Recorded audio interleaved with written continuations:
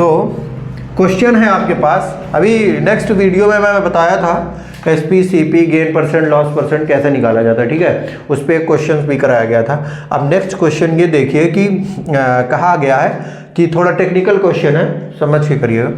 The SP of 8 books, 8 book की cost price is equal to, वो बराबर है,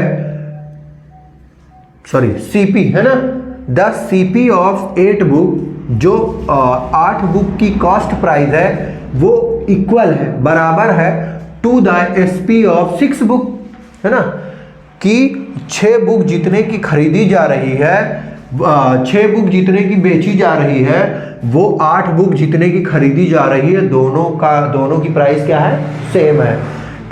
सीपी ऑफ 8 बुक ऐसे लिख सकते हैं कि CP of 8 books is equal to SP of 6 books, ठीक है, कि मतलब जितना 8 बुक खरीदने में जितना पैसा लग रहा है उतने ही पैसे मिल जा रहे हैं 6 बुक बेचने पर, ठीक है, 6 बुक बेच दी जा रही है तो उतना पैसा उसको मिल जा रहा है जितना वो 8 बुक पर लगाया था, ठीक है। अब इसमें हमें क्या निकालना है, गेन परसेंट। गेन परसेंट से हमें पता चल गया कि यहाँ पे क्या है, एसपी क्या है, बड़ी है सीपी से, क्या है, एसपी बड़ी है सीपी से, ये पॉइंट हमें मिल गए, ठीक है।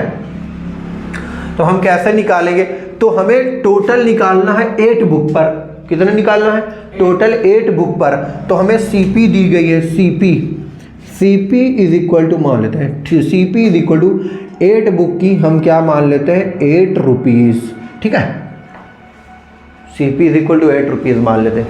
एक बुक की 1 रुपया मान लें, 8 बुक की 8 रुपये मान लिए, ठीक है, तो टोटल सीपी 8 पे निकालना है, तो CP of 8 book is equal to 8 रुपये, है ना, ऐसे भी लिख सकते हो, CP of 8 books,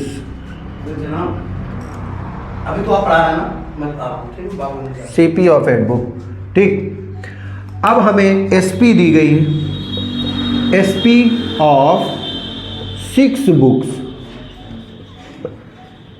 is equal to, हम क्या देख लें कि 6 बुक की जो एसपी है, 6 बुक की जो एसपी है वो क्या है, 6 रुपीज़, क्या है, 6 रुपीज़, हाँ। तो हमें टोटल एसपी कितना निकालना है, 8 बुक की एसपी निकालना है, तो यहाँ से हम 1 बुक की एसपी निकाल लें पहले। टोटल एसपी हमें 8 बुक की चाहिए, 6 बुक की दिया गया है, तो 1 की निकाल के हम 8 से मल्टीप्लाई कर देंगे तो 8 की आ जाएगी, ठीक है।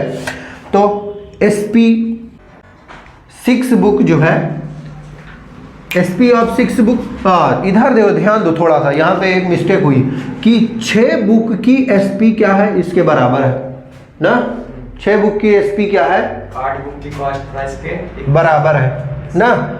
तो हम क्या करेंगे, यहाँ पे तो यहाँ पे 8 रुपीज़ रखेंगे ना, है ना, सही समझ में आया।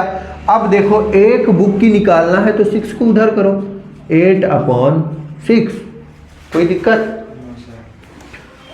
2 से काट दिया, 2 3 जा 6, 2 4 जा 8 इज इक्वल टू 4/3 रुपीज़ आ गई, ठीक है। अब हम कितने की, 1 बुक की हमें एसपी मिल गई, अब 8 बुक की निकाल लो, एसपी ऑफ 8 बुक इक्वल्स 8 × 4/3, है ना। अब 8 3 जा 24, 8 4 जा 32, सॉरी 8 4 जा 32/3 रुपीज़,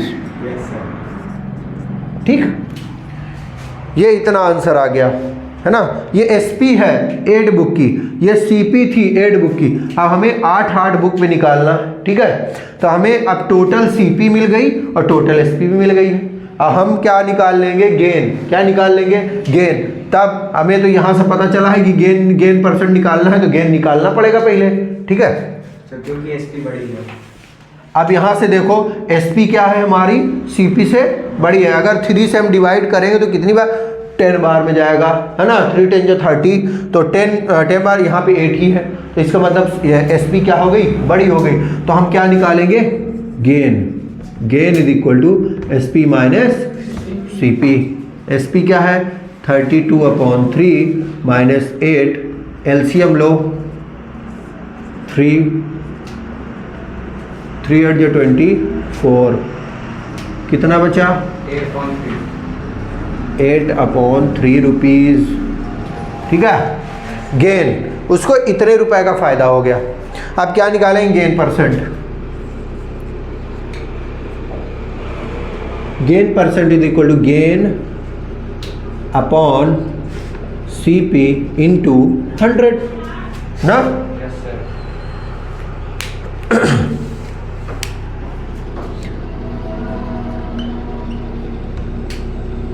गेन है 8/3, CP है 8 इंटू 100।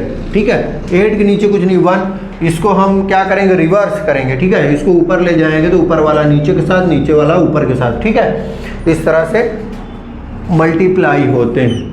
ठीक, तो गेन परसेंट 8/3 इंटू 1/8 इंटू 100। 8 से 8 क्या हुआ? कैंसिल। Yes sir. ऊपर क्या बचा? 100 यस सर। Upon 3 rupees. अब इसको क्या करते हैं? डिवाइड।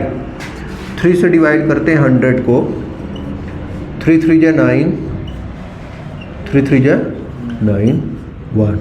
इसको हम मिक्स फ्रैक्शन में करते हैं। 33 होल 1/3 रुपीज़। ठीक है, तो ये हो गया रुपीज़ 33 होल 1/3। ये आपका हो गया आंसर। ये थोड़ा टेक्निकल क्वेश्चन था। क्वेश्चन आपका है, इसका सलूशन हमें देना है। ठीक है, मिस्टर गर्ग लैंड का मतलब उधार देना। ठीक है, कितना देता है? 15,000 रुपीज़ टू हिज फ्रेंड। अपने दोस्त को 15,000 रुपये उधार दे दिया। He charged the interest at 15% per annum, 15% rate के हिसाब से वो दिया। ठीक है, ऑन 12,500 मतलब इतने रुपीस पे वो कितना चार्ज लगा रहा है? 15%। ठीक है, एंड 18% ऑन द रेस्ट, मतलब कि 15,000 में से 12,500 वो दे दिया पहले केस में। तो जो दिया उस पर कितना रेट था? 15%। अब इसमें से इतना दे दिया तो जो बच रहा है उस पर कितना चार्ज लगाया जा रहा है? 18%। कितना रेट से दिया जा रहा है? 18%। ठीक है, द रेस्ट, बचे हुए पे 18% रेट से वो दिया। ठीक है, how much interest did he earn in 3 year? अब कह रहा है कि 3 साल में वो पूरा पैसा चुकता कर दे रहा है अपना। ठीक है, तो 3 साल में उसको कितना इंटरेस्ट मिलेगा या मिला?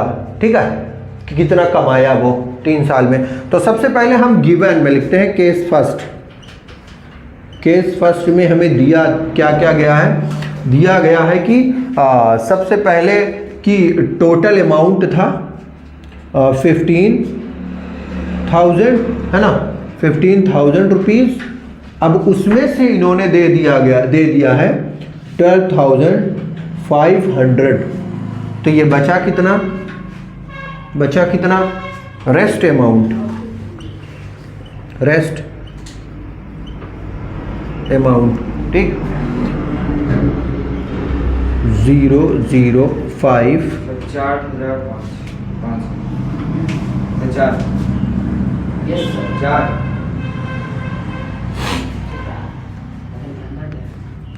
5 में से 10 में से 5 गया तो 5। Yes sir. 4 में से 2 गया तो 2। ठीक है, ठीक, तो 2,500 रुपीज़। बचे हुए पे 18% आ रहा है। ठीक है, तो अब हम क्या निकालेंगे? SI। क्या निकालेंगे? SI। ठीक, कितने पर? बचे हुए पर, है ना। तो प्रिंसिपल क्या होगा?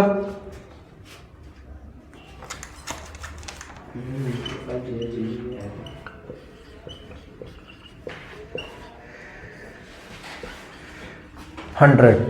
ठीक, देखो ध्यान से, प्रिंसिपल होगा जो बचा हुआ रुपीज़ है, बचा हुआ इतना है, इतनी पे, तो 2500 इंटू रेट जो बचे हुए पे कितना दे रहा है 18%, इंटू टाइम, टाइम दोनों में कॉमन है 3 ईयर, अपॉन 100। ठीक, ऐसा ही 1020 कैंसिल, 25 इंटू 18 3 जा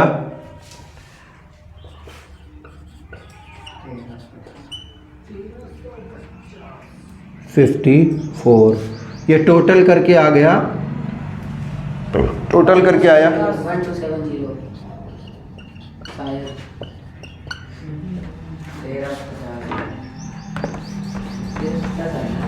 1350 रुपीज़। ठीक है, ये केस फर्स्ट का आया। केस सेकंड में देखिए क्या होगा।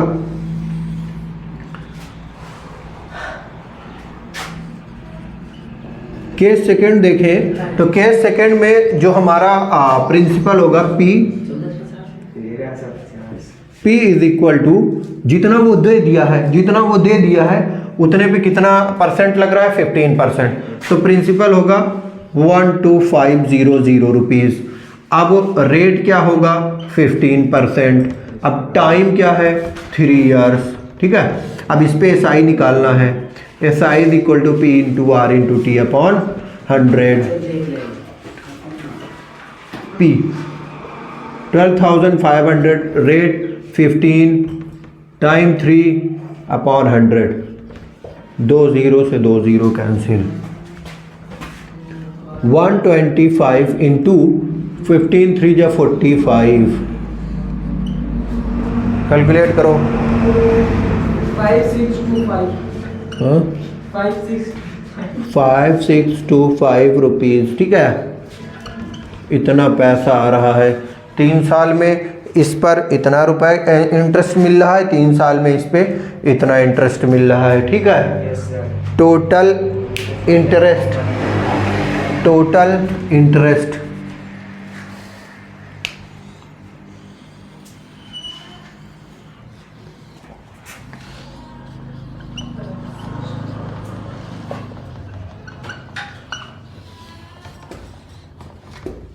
in 3 years,